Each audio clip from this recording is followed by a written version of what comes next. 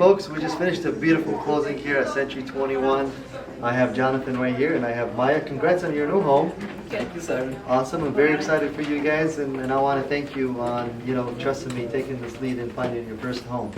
So, Jonathan, you found me. First question is, how did you find me? I searched on Google Maps in the Dearborn area, and Simon's name popped up. He had really good reviews, so I gave him a call.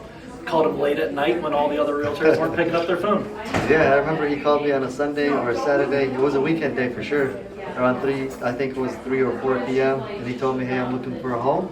And I said, you know what? I was in Flint, by the way.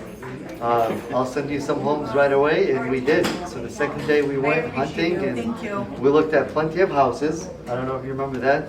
And through the process, I taught both of them what to look for in a home and how to find the perfect home. And that's why we're here at closing.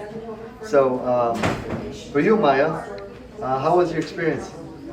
My experience with Simon was awesome. He was very responsive. We got him at 6 o'clock in the morning. I got a hold of him at 8 o'clock at night. Like I said, the man doesn't sleep. Yeah, absolutely, because money doesn't sleep. So, would you guys recommend me to anybody in the future or work with me in the future?